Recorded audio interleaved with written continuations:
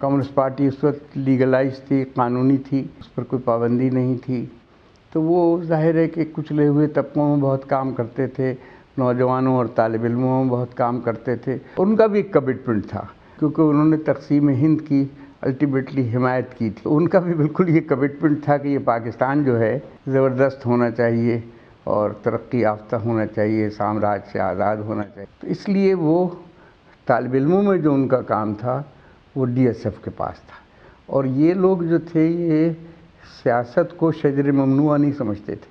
یعنی اس میں عام طور پر یہ کہا جاتا تھا طالب علموں کو کہ بھئی سیاست سے آپ کا کیا کام ہے، آپ تو اسٹوڈنٹ ہیں، آپ جائیں پڑھیں. لیکن انہیں سمجھایا جاتا تھا ڈی ایس ایف کے نوجوانوں کی طرف سے، کیڈرز کی طرف سے، طالب علموں کی طرف سے کہ بھئی ایک یہ جو طبقاتی نظام تعلیم ہے، تعلیم میں جو ناانصافیاں ہیں وہ تو خود بخود تو درست نہیں ہو سکتی.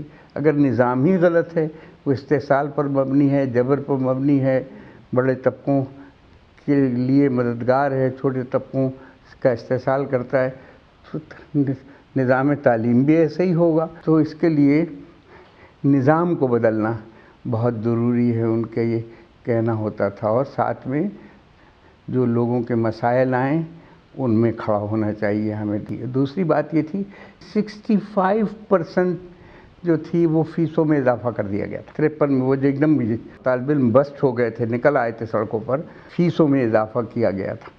تو ظاہر ہے کہ ڈی ایس ایف تو اس کے خلاف تھی، اور نوجوان اس میں قوم پرست تھے، ڈیموکریٹ تھے، سوشلسٹ تھے، کمیونسٹ تھے. تو ظاہر ہے کہ ان میں بہت شدید ریئیکشن پیدا ہوا.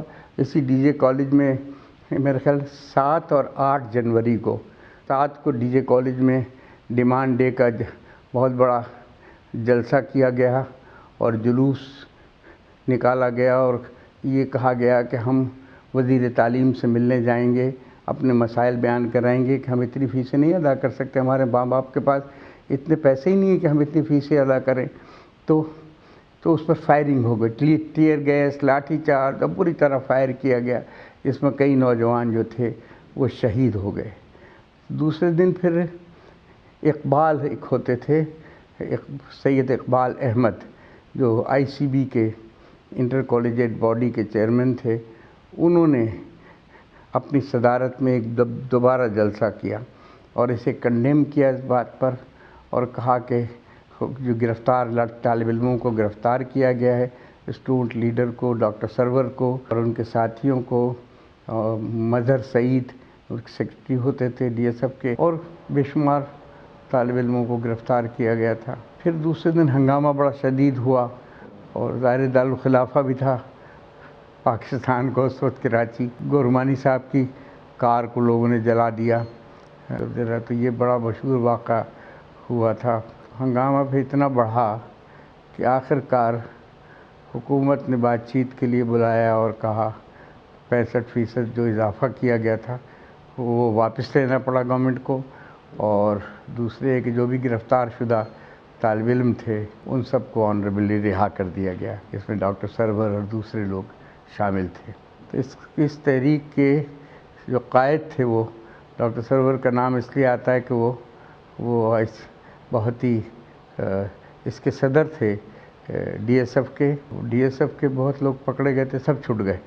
تو یہ کامیابی سے تحریک ہمکنار ہوئی بڑی. لیکن ہر تحریک کے لیے تجربہ یہی ہے کہ جدوجہد کرنا پڑتی ہے، قربانی دینا پڑتی ہے، خون دینا پڑتا ہے، جیل جانا پڑتا ہے، تب جا کے ہمارے حکمرانوں کو ذرا سی سمجھ میں آتی ہے بات، اور پھر وہ مطالبہ تسلیم کرتے ہیں. بڑا ایک ٹرننگ پوائنٹ ہے پاکستان کی تاریخ کا، عجیب غریب.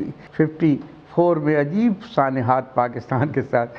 اس زمانے میں حکمران 3 شیطان تھے جو بڑی سازش کرتے تھے. غلام محمد گورنر جنرل، اور دوسرے ایوب خان، اور تیسرے سکندر مرزا. پہلے تو میں یہ آپ کو بتانا چاہوں گا کہ دیکھیے جب لیاقت علی خان کا انتقال ہوا، یعنی کہ دونوں جو قومی بڑے رہنما تھے وہ اٹھے، تو اس وقت گورنر جنرل خواجہ ناظم الدین تھے. غلام محمد نے بہت ہوشیاری سے خواجہ ناظم الدین کو یہ باور کرایا، جو ایک سادہ اور شریف آدمی تھے، کہ آئندہ تو پارلیمنٹری سسٹم آ رہا ہے، اس میں تو وزیر اعظم ہی سب کچھ ہوتا ہے، آپ وزیر اعظم بن جائیے. اور وہ خود گورنر جنرل بن گیا، کیونکہ یہ جانتا تھا کہ 1935 کے گورنمنٹ آف انڈیا ایکٹ کے تحت سارے اختیارات جو ہیں، سارے اختیارات گورنر جنرل ہوتا ہے۔ اس طرح بیوروکریسی کا ایک نمائندہ جو تھا وہ بڑے ٹاپ پر جا کر 1935 کے گورنمنٹ آف انڈیا ایکٹ کے اختیارات کے ساتھ وہ بیٹھ گیا جا کر، اور اس نے بڑی سازشیں کی اس پورے پیریڈ کے اندر۔ تو 1954 میں سب سے پہلے تو اس نے خواجہ ناظم الدین کی حکومت کو ڈسمس کیا، جو کہ پارلیمنٹ میں اپنا بجٹ منظور کرا چکی ہے، یعنی بجٹ منظور کرانے کے معنی ووٹ آف کانفیڈنس انہوں نے حاصل کر لیا۔ اس کو ڈسمس کیا اس گورنمنٹ کو، اور امریکہ سے محمد علی بوگرا کو بلا کر انہیں پرائم منسٹر کے عہدے پر فائز کر دیا۔ 1954 میں جو پہلا کام محمد علی بوگرا نے کیا وہ یہ کیا کہ معاہدہ بغداد میں پاکستان کی شمولیت تیار کر دی، یعنی ہماری آزادی کو جو تھا وہ امریکہ کے ہاتھ گروی رکھ دیا گیا، اور نہ صرف آزادی کو ہماری گروی رکھا گیا بلکہ اس ریجن میں ہمیں فرائض دیے گئے کہ ہم امریکہ کے مفادات، فوجی نوعیت کے مفادات، اقتصادی مفادات، سیاسی مفاد کے لیے کام کریں۔ اور اس کے ساتھ ہی دوسری بات یہ تھی کہ ایڈ آنا شروع ہوئی، آپ کو یاد ہوگا۔ اس سے پہلے تو تصور اکانومی کے تھا کہ انڈیپینڈنٹ اکانومی ہونا چاہیے یا خود کفیل ہونا چاہیے، اپنے پیروں پر کھڑے ہونا چاہیے، یہ تصور چل رہا تھا۔ لیکن اس کے بعد جو تصور ہے وہ ڈیپینڈنٹ اکانومی کا، تو خوب گندم وندم آیا پاکستان کے اندر، اور ایسا نظر آتا تھا کہ جیسے کہ اس گندم ہی سے سب لوگ خوشحال و ترقی یافتہ بن جائیں گے۔ تو اس کے ساتھ گھن بھی آیا جو ہماری نہ صرف اقتصادیات کو کھا گیا بلکہ یہ گھن جو تھا وہ ہماری آزادی کی روح کو بھی چٹ کر گیا، یہ جو سارا گھن تھا۔ تو یہ سانیہ وقوع پذیر ہوا۔ پھر آپ یہ دیکھیے کہ 1 یونٹ کا 22 نومبر مجھے یاد پڑتا ہے، اگر آپ چیک کر لیجئے گا کہ 22 نومبر 1954 کو انہوں نے اناؤنسمنٹ 1 یونٹ کا اناؤنسمنٹ کیا۔ 1 یونٹ کے اناؤنسمنٹ کے معنی کہ جو صوبائی حکومتیں تھیں یہاں کی، یعنی پنجاب کی حکومت اور سرحد کی حکومت، اور یہاں تھی میرا خیال ہے عبدالستار پیرزادہ کی حکومت، شاید 110 کے ایوان میں 74 ووٹ سے وہ پہلے ہی ریجیکٹ کر چکے تھے 1 یونٹ کو، سب جگہ کہ ہم یہ 1 یونٹ کو نہیں مانیں گے، تو ان پر جبراً 1 یونٹ کو مسلط کر دیا گیا۔ یہ ایک ہولناک اور خوفناک بات پاکستان کی تاریخ کی ہوئی۔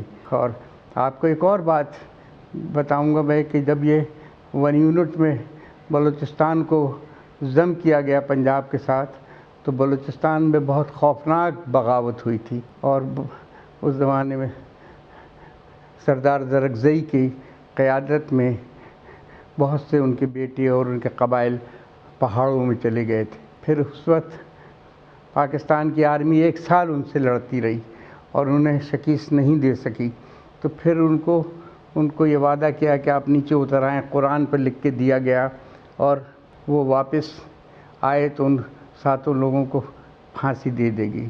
اس وقت سے بلوچستان میں بھی نفرت کے بیج بو دیے گئے کہ جہاں چاہیں وہ اسے ضم کر دیں، جب چاہیں اس کی صوبائی خود مختاری کو پامال کر دیں۔ تو بلوچوں کی جو صوبائی خود مختاری کے حق تھا یا بلوچوں کا قومی حقوق کا حق تھا، وہ اس کو پامال کیا گیا بری طریقے سے۔ تو یہ بہت خوفناک رزلٹ ہمارے یہاں ثابت ہوئے۔ پھر آپ یہ دیکھیے کہ 1954 میں ایسٹ پاکستان میں ایک جگتو فرنٹ بنا، سب پارٹیوں کا متحدہ محاذ بنا، اور اس نے جو الیکشن ہوئے 309 کی اسمبلی کے اندر 237 سیٹوں کی مسلم لیگ کو بالکل ٹوٹلی شکست فاش دے دی، اور حالت سے ہوئی کہ صرف 10 سیٹیں مسلم لیگ کے پاس آئیں۔ لیکن اس اسکندر مرزا کو یہاں سے بھیجا گیا، اسی غلام احمد نے بھیجا انہیں، اور اس کا نتیجہ یہ نکلا کہ اس نے وہاں جا کر جگتو فرنٹ کی حکومت کو توڑ دیا، یعنی AK فضل الحق کی حکومت کو اس نے توڑا، لوگوں کو گرفتار کیا گیا، لوگوں کے ساتھ ظالمانہ رویہ رکھا گیا، جیلوں میں تمام جگتو فرنٹ کے کارکنوں اور لیڈروں کو یعنی بھر دیا گیا۔